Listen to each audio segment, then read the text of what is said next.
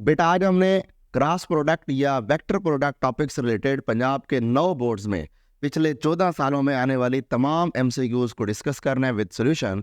और ये ऑलमोस्ट तकरीबन 29 एमसीक्यूज बनती है। तो आइए चलते हैं हम अपने टॉपिक की तरफ। पहला एमसीक्यू देख रहे हैं जी कि पहला एमसीक्यू है कि the magnitude of vector product of two non zero vector A and B making an angle with each other. याद रखें बेटा, यहाँ पर ना दो पॉसिबिलिटीज हैं। अगर वो आपसे मैग्नीट्यूड का लफ्ज यूज ना करके दे, आपको ये कहे कि वेक्टर प्रोडक्ट निकाल के दें, तो A B sine theta N unit vector हमने लास्ट आर्टिकल के अंदर पढ़ा हुआ है। अगर उसके साथ लफ्ज यूज कर ले मैग्नीट्यूड, जैसे कि यूज की गई है, तो हमें इसकी सिर्फ और सिर्फ मैग्नीट्यूड की बात करनी पड़ेगी। तो मैग्नीट्यूड के लिए मैं दोनों साइडों पर लाइन लगा लेता हूँ, यानी magnitude of cross product is equal to, तो मैग्नीट्यूड सिर्फ और सिर्फ ए बी साइन थीटा है ये वाली, जबकि ये जो एन यूनिट वेक्टर है ये डायरेक्शन को जाहिर कर रहे हैं। तो फिलहाल इस पर्टिकुलर एमसीक्यू में हम ए बी साइन थीटा को टिक करेंगे। और ये एमसीक्यू देखें तो 7 मरतबा मुख्तलिफ बोर्ड में आई हुई है। नेक्स्ट एमसीक्यू की बात कर रहे हैं, if cross product of two vector A cross B points along positive Z axis. वो कह रहा है कि अगर A cross B positive Z axis के अलोंग हो तो वेक्टर ए और बी कहाँ लाई करेंगे। तो अगर जरा इस डायग्राम में देखें, ये डायग्राम में नजर आ रहा है कि vector A along X axis है, vector B along Y axis है, और इनका जो प्रोडक्ट है वेक्टर प्रोडक्ट वो अलोंग पॉजिटिव जेड एक्सिस है। अब उसने रिक्वायरमेंट ये दी है, अगर इनका जो वेक्टर प्रोडक्ट है वो अलोंग जेड एक्सिस हो तो एक्स और वाई वेक्टर या बल्कि ए और बी वेक्टर कहाँ लाई करेंगे। तो देखें, ए और बी वेक्टर ए एक्स और वाई प्लेन के अंदर लाई कर रहे हैं, ये पूरा का पूरा ये प्लेन है। तो अब हम यहाँ पे ये इस ऑप्शन को टिक करेंगे, एक्स वाई प्लेन को। क्लियर है बात। नेक्स्ट एमसीक्यू की तरह मूव कर रहे हैं। नेक्स्ट एमसीक्यू है कि for perpendicular vectors A and B A cross B. अब सिंपल हमें पता है कि अगर वेक्टर परपेंडिकुलर हो तो हमें क्रॉस प्रोडक्ट का फार्मूला लगाना है, A cross B is equal to A B sine perpendicular का मतलब होता है 90 डिग्री और आगे एन यूनिट वेक्टर आएगा। अब जरा ऊपर टेबल में देखें तो साइन 90 डिग्री पर होता है 1, तो यहाँ पर जब 1 पुट करेंगे तो आंसर मिलेगा A B N unit vector. तो इसमें हम जो डेल्टा ऑप्शन है वो टिक कर देंगे। क्लियर। नेक्स्ट एमसीक्यू देख रहे हैं। नेक्स्ट एमसीक्यू में वो सेम यही एमसीक्यू है, लेकिन उसके साथ एक लफ्ज इस्तेमाल कर दिया मैग्नीट्यूड। यहाँ पूछा था कि दो परपेंडिकुलर वेक्टर का वेक्टर प्रोडक्ट। अब वो कह रहे हैं कि दो परपेंडिकुलर वेक्टर का क्रॉस प्रोडक्ट या वेक्टर प्रोडक्ट निकालें, लेकिन उनकी मैग्नीट्यूड फॉर्म में निकालें। तो सेम यही चीज़ होगी कि हम दो हमारे पास वेक्टर हैं ए क्रॉस बी, इनकी मैग्नीट्यूड ले रहे हैं, तो magnitude is equal to A B. अब ऊपर पढ़ चुके हैं मैग्नीट्यूड सिर्फ साइन थीटा के बराबर है, तो चूंकि परपेंडिकुलर पूछ रहे हैं 90 पुट करेंगे तो ए बी साइन 90 1 के बराबर होता है, तो यहाँ से सिर्फ ए बी ऑप्शन मिलेगा। तो यहाँ पर हम बेटा ऑप्शन को टिक करेंगे। क्लियर। नेक्स्ट एमसीक्यू की तरह मूव कर रहे हैं। नेक्स्ट एमसीक्यू है कि द मैग्नीट्यूड। याद रखें ये जो लफ्ज मैग्नीट्यूड आ रहा है ना, ये बड़ा अहम है, और इस हवाले से एमसीक्यू का ऑप्शन बिल्कुल ही चेंज हो जाता है। तो कह रहा है magnitude of cross product of two anti parallel vector. अब अगर वो ये कहता कि दो एंटी पैरेलल वेक्टर हैं, उनका क्रॉस प्रोडक्ट फाइंड करके दें, तो सिंपल ये होता कि अगर मैं एंटी पैरेलल लूँ A cross B is equal to, अब एंटी पैरेलल का मतलब है एंगल 180 डिग्री, तो A cross B is equal to A B sine 180 और आगे एन यूनिट वेक्टर लिखें, तो यहाँ से हमें जवाब मिलेगा ए बी। अब जरा ऊपर टेबल में देखें, नजर आ रहा है कि 180 पर 0 होता है, तो ये 0 पुट करेंगे और ये एन यूनिट वेक्टर। पता लगा कि 0 जब एन यूनिट वेक्टर से मल्टीप्लाई करेगा नल वेक्टर आएगा। तो अगर वो इस एमसीक्यू में लफ्ज मैग्नीट्यूड ना देता तो सिंपली इसका आंसर क्या होता, नल वेक्टर। यहाँ कोई नल वेक्टर वाला ऑप्शन दिया हुआ होता, लेकिन उसने यहाँ लफ्ज इस्तेमाल कर दिया मैग्नीट्यूड। इसका मतलब है कि अब हम ये जो एन यूनिट वेक्टर है इसको इग्नोर कर देंगे, ये नहीं लेंगे। अब ए बी को जब 0 से मल्टीप्लाई करेंगे जवाब 0 मिलेगा, तो हमारा यहाँ ए ऑप्शन टिक हो जाएगा। ये बात माइंड में रखनी है। लफ्ज मैग्नीट्यूड से वेक्टर नॉन वेक्टर ये 0 बन जाते हैं, ये बात माइंड में रखनी है। नेक्स्ट एमसीक्यू की तरह मूव कर रहे हैं। अच्छा, अब ये जो इस टॉपिक से रिलेटेड जो है नेक्स्ट एमसीक्यूज है ना, ये सारे के सारे एमसीक्यूज यूनिट वेक्टर से बिलोंग करती हैं, कि यूनिट वेक्टर परपेंडिकुलर या यूनिट वेक्टर पैरेलल या यूनिट वेक्टर एंटी पैरेलल का। इस तरह के एमसीक्यू बड़े आसान है, लेकिन समझने के लिए हमें पहले ये कंसेप्ट सीखने पड़ेंगे। 3 कंसेप्ट है। पहला, अगर हमें कहा जाए कि आई क्रॉस जे क्रॉस के क्रॉस आई फाइंड करने हैं, तो उसका आंसर निकालें। बड़ा सिंपल है, एक सर्कल बना लें, यहाँ पर मैं लिख देता हूँ आई, यहाँ पर लिख देता हूँ जे, यहाँ लिख देता हूँ के। और अगर देखें तो ये रोटेशन है एंटी क्लॉकवाइज। जब हम एंटी क्लॉकवाइज मूव करेंगे ना तो हमें यूनिट वेक्टर लेना होगा पॉजिटिव, और सेम उसी तरह से आई जे के लिखा हुआ है बट रोटेशन है जी क्लॉकवाइज। तो जब क्लॉकवाइज रोटेशन होगी तो हमें यूनिट वेक्टर लेना होगा नेगेटिव। तीसरी चीज कि अगर पैरेलल यूनिट वेक्टर दो जैसे आई cross I, J cross J और के क्रॉस के, तो इनका जो रिजल्ट लेना है हमने वो नल वेक्टर लेना है।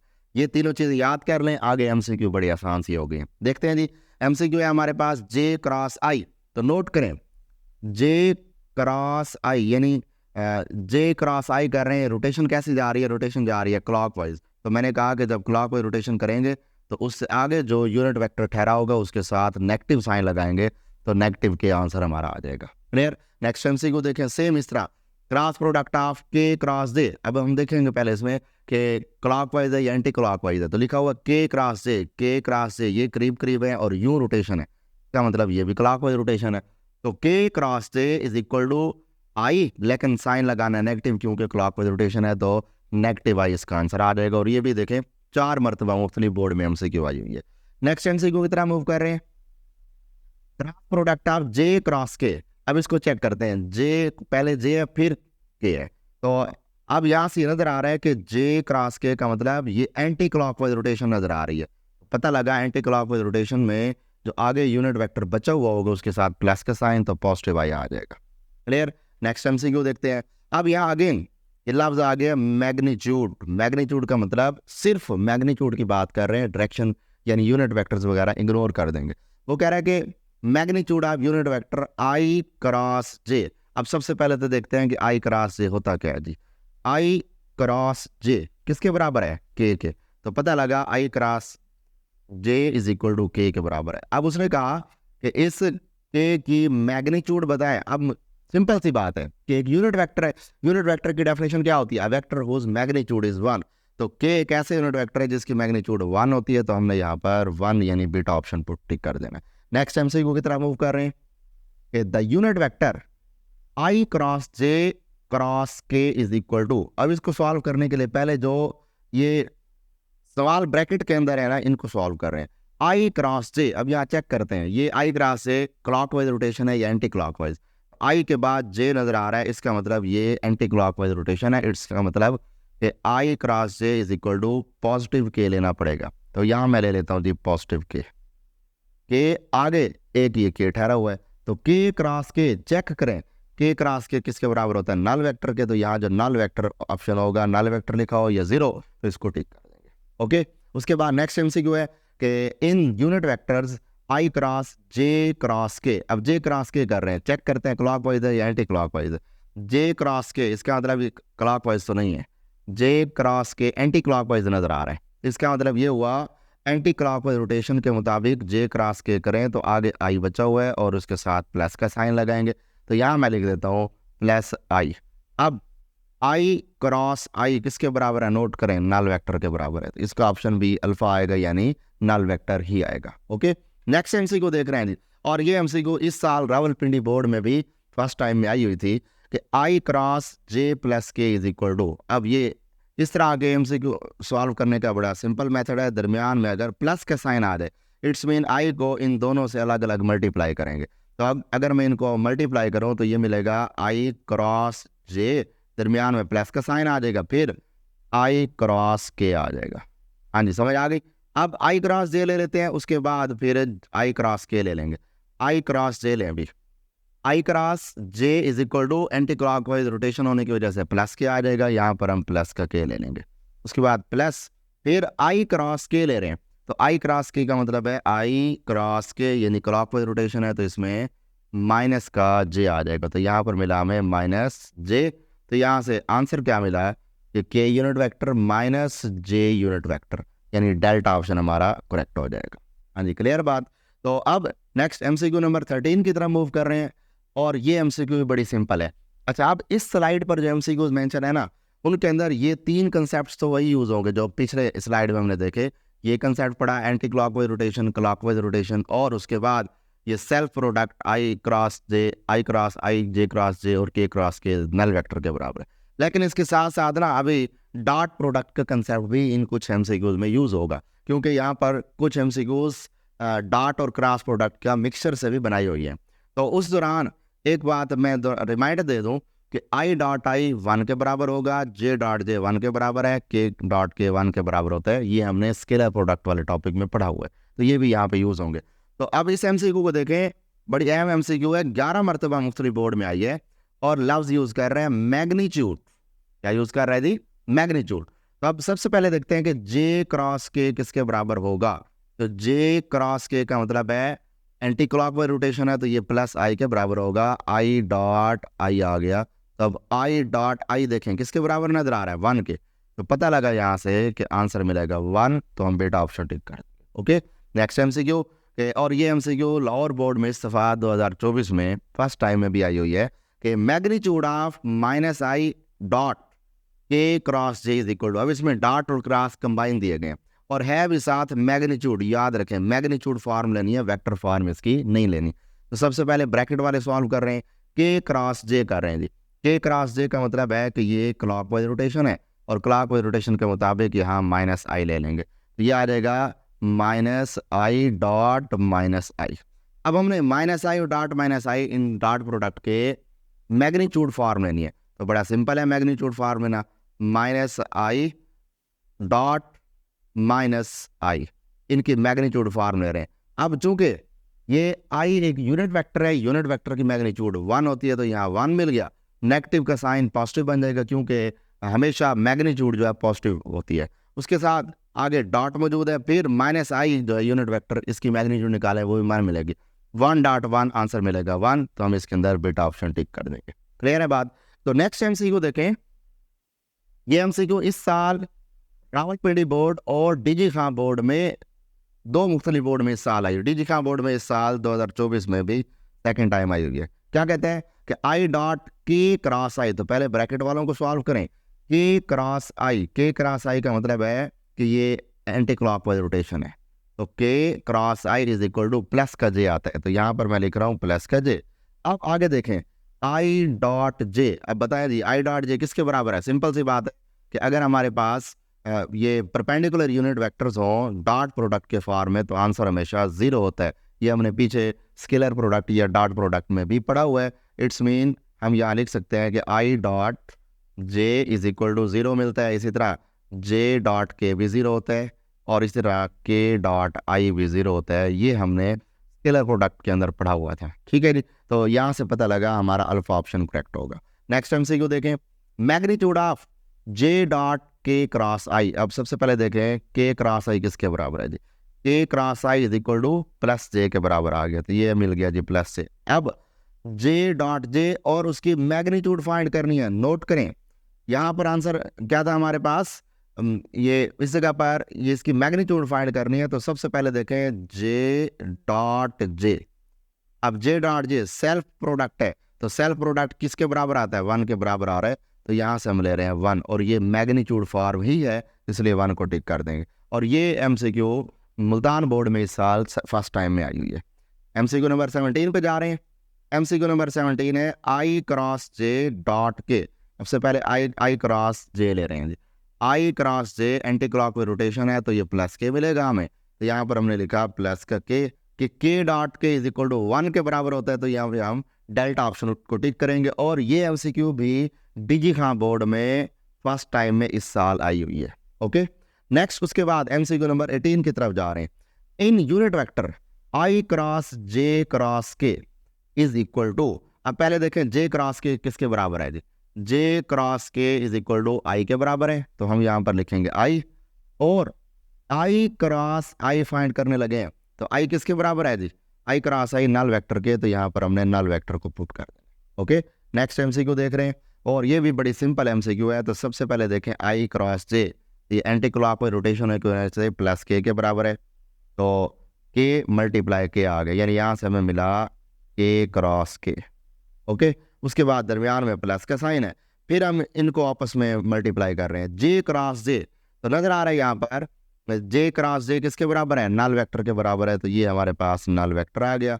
नल वेक्टर मल्टीप्लाई आगे क्या मौजूद है? I unit vector. अब नोट करें K cross K null vector के बराबर है plus null vector multiply by ये आई यूनिट वेक्टर ये भी नल वेक्टर होगा, तो नल वेक्टर को नल वेक्टर में ऐड करें तो ये नल वेक्टर ही मिलेगा, यानी हम इसके अंदर डेल्टा ऑप्शन को टिक कर देंगे। ओके, तो ये तकरीबन हमारी 19 MCQs कंप्लीट हो गई हैं।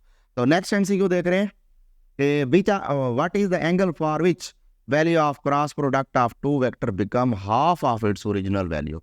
वो कह रहा है कि क्रॉस प्रोडक्ट निकालें, क्रॉस प्रोडक्ट में साइन थीटा होता है, तो A cross B is equal to A B sine theta. अब साइन थीटा में देखें किस एंगल पर वैल्यू 1/2 आ रहा है, देखें जरा, तो ये 30 डिग्री एंगल है जिसके ऊपर 1/2 आ रहा है, यानी हाफ वैल्यू जो है 1/2 पे मिल रही है।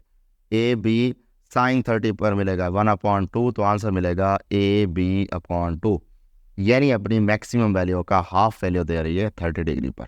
ओके, उसके बाद नेक्स्ट MCQ देखें कि if A cross B is equal to 0 then angle between them. वो कह रहे हैं कि क्रॉस प्रोडक्ट अगर 0 हो तो एंगल क्या होगा। हमें टेबल में नजर आ रहा है कि क्रॉस प्रोडक्ट जब 0 हो तो 2 एंगल पॉसिबल है। कौन कौन से? 0 डिग्री भी पॉसिबल है और 180 डिग्री भी पॉसिबल है, लेकिन ऑप्शन में चेक करें, ऑप्शन में सिर्फ और सिर्फ 0 डिग्री मेंशन है, तो 0 डिग्री पुट कर देंगे, टिक कर देंगे। अगर 0 डिग्री की जगह 180 डिग्री होता तो 180 डिग्री भी टिक किया जा सकता था, और अगर 0 भी होता 180 भी होता तो बोथ ए एंड बी को टिक किया जाता। नेक्स्ट MCQ देख रहे हैं, बड़ी अहम MCQ, और ये थोड़ा सा टेक्निकल पॉइंट है, नोट करें। ये MCQ बड़ा सिंपल तरीके से सेल्फ क्रॉस प्रोडक्ट से है। अब हमने पढ़ा हुआ है सेल्फ क्रॉस प्रोडक्ट होता है कि ए क्रॉस ए, क्योंकि सेल्फ क्रॉस प्रोडक्ट का मतलब है कि वेक्टर्स दो सिमिलर हो, सेम मैग्नीट्यूड के हो और डायरेक्शन भी इनकी पैरेलल हो। तो A cross A is equal to A square sine, चूंकि ये पैरेलल है तो 0 डिग्री पुट करेंगे, आगे एन यूनिट वेक्टर, आंसर मिलेगा 0 multiply N unit vector which is equal to null vector. तो पता लगा कि सेल्फ प्रोडक्ट नल वेक्टर के बराबर है। और अगर हम इसी सेल्फ प्रोडक्ट की मैग्नीट्यूड फाइंड कर लें, तो मैग्नीट्यूड का मतलब है कि हम इसके अंदर ये जो नल वेक्टर है ये इग्नोर कर देंगे, तो ए स्क्वायर साइन 0 डिग्री पुट करेंगे तो ये हमारे पास आंसर मिलेगा 0। तो पता लगा कि सेल्फ प्रोडक्ट अगर पूछे तो वो नल वेक्टर के बराबर है, सेल्फ प्रोडक्ट की मैग्नीट्यूड पूछे तो वो 0 के बराबर है। तो दोनों तरह की MCQs देखें पूछी गई है।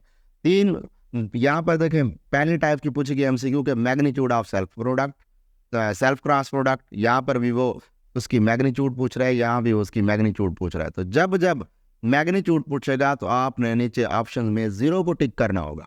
और एक मरतबा उसने यूँ भी पूछा है कि the vector product A cross A is equal to, तो जब वो मैग्नीट्यूड का लफ्ज इस्तेमाल ना करे तो मैंने समझा दिया नल वेक्टर आएगा, यानी अल्फा ऑप्शन टिक करेंगे। अगर मैग्नीट्यूड का लफ्ज इस्तेमाल कर देते हैं तो डेल्टा ऑप्शन यानी कि 0 को टिक करना होगा आपको। तो नेक्स्ट MCQ है A B sine theta N unit vector is equal to A B sine theta N unit vector. अब देखें ये नजर आ रहा है, ये वैल्यू और ये वैल्यू सिमिलर है, क्या मतलब ये सेल्फ क्रॉस प्रोडक्ट नजर आ रहा है। मैं इस पूरे को रिप्रेजेंट कर देता हूँ सी वेक्टर से, इस पूरे को रिप्रेजेंट कर देता हूँ सी वेक्टर से। ये नजर आ रहा है सी क्रॉस सी, यानी एक ऐसा वेक्टर है जिनकी मैग्नीट्यूड भी बराबर है और ये दोनों हैं भी पैरेलल। तो इसका मतलब अभी पढ़ के अगर इसमें सेल्फ प्रोडक्ट फाइंड किया जाए तो self cross product null vector के बराबर है, तो यहाँ से हमें नल वेक्टर के बराबर मिलेगा। और अगर फॉर एग्जाम्पल मैं इसकी साइडों पर लाइनें लगा दूं तो फिर मुझे कौन सा ऑप्शन चूज करना पड़ेगा, फिर मुझे 0 चूज करना पड़ेगा। ये चीज माइंड में रखिएगा, इस तरह की MCQs काफी कंफ्यूज करती हैं। नेक्स्ट MCQ की तरह मूव कर रहे हैं, वो कहते हैं area of parallelogram form by A B become between two adjacent side is equal to. तो अब पीछे थ्योरी में हम पढ़ चुके हैं कि एरिया ऑफ पैरेललोग्राम जो है ना, एरिया, और वो बराबर होता है area of parallelogram is equal to magnitude of cross product के बराबर होता है। और हम पढ़ चुके हैं magnitude of cross product A B sine theta के बराबर है, एन यूनिट वेक्टर उसके अंदर नहीं लगाते।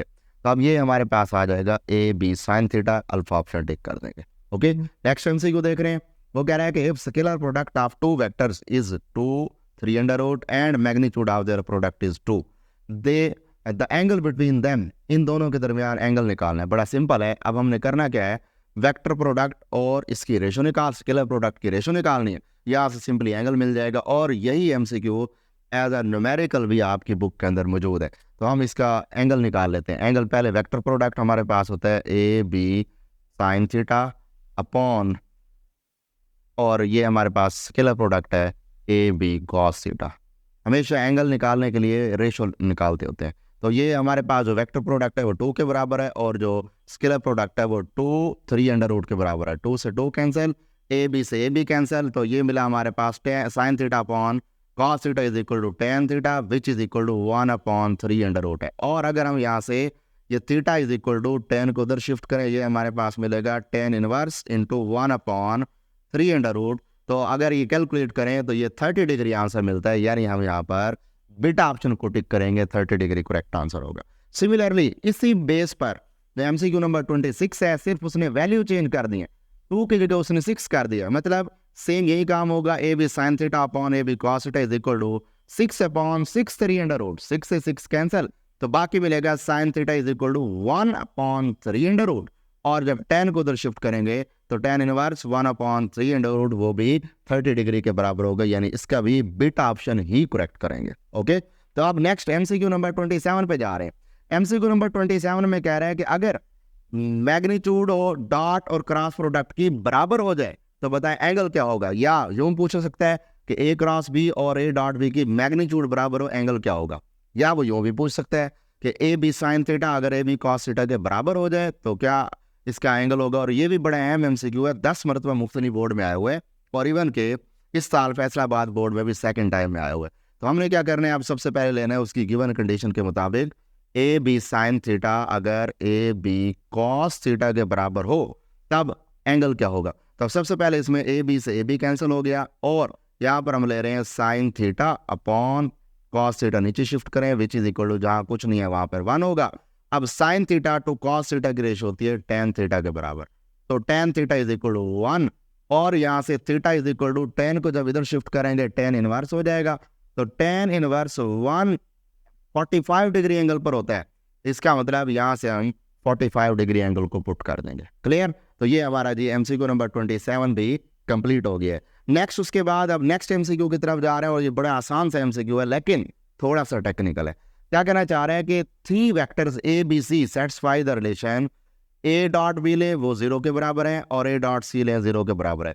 हमने पीछे स्केलर प्रोडक्ट में पढ़ा था कि अगर 2 वेक्टर का डॉट प्रोडक्ट 0 आ जाए तो ये दोनों क्या होते हैं, एक दूसरे के परपेंडिकुलर, इसका मतलब ए और बी परपेंडिकुलर है।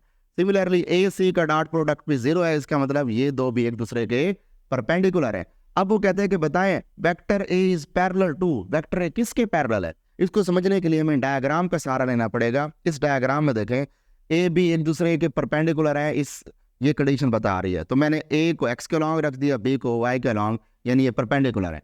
फिर वो कह रहे हैं ए सी भी परपेंडिकुलर है, तो मैंने ए को एक्स के लॉन्ग रखा और सी को जेड के लॉन्ग रखा, तो यहाँ से नजर आ रहा है कि ए सी भी 90 डिग्री एंगल बना रहे हैं, परपेंडिकुलर है।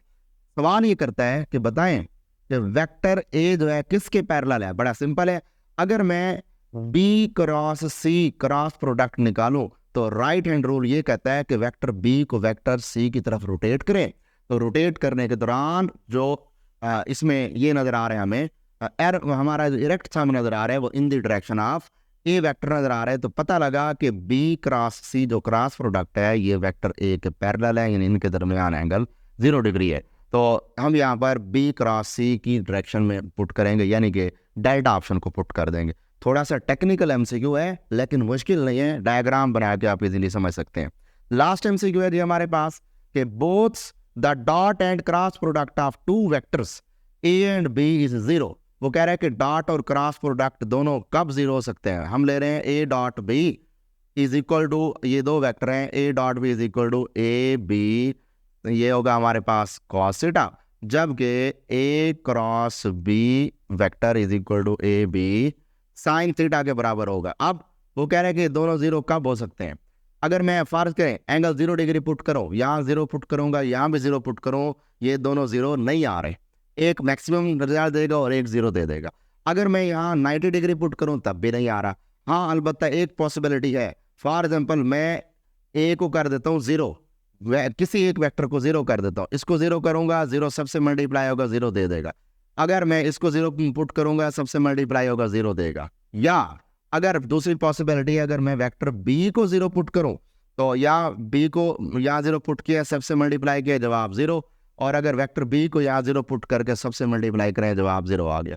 तो क्या पता लगा कि ए और बी दोनों डॉट और क्रॉस प्रोडक्ट दोनों 0 एट अ टाइम उसी वक्त हो सकते हैं जब या तो सिर्फ ए वेक्टर 0 रख दिया जाए या बी वेक्टर, यानी इनमें से कोई एक वेक्टर 0 रख दिया जाए। तो या अगर दोनों 0 रख दें वो भी पॉसिबल है, अगर कोई एक वेक्टर 0 रख दिया जाए तब भी पॉसिबल है। तो डेल्टा ऑप्शन होगा कि आइदर द वेक्टर इज 0, यानी कि कोई भी एक वेक्टर इसमें से अगर 0 रख दे तो एट अ टाइम डॉट और क्रॉस प्रोडक्ट 0 हो सकते हैं। तो ये थे जी हमारे पास बोर्ड एमसीक्यूज। तो नेक्स्ट लेक्चर में हम इसी वेक्टर प्रोडक्ट की एप्लीकेशन जो कि टॉर्क टॉपिक है वो डिस्कस करेंगे। तो नेक्स्ट लेक्चर तक के लिए अल्लाह हाफिज़।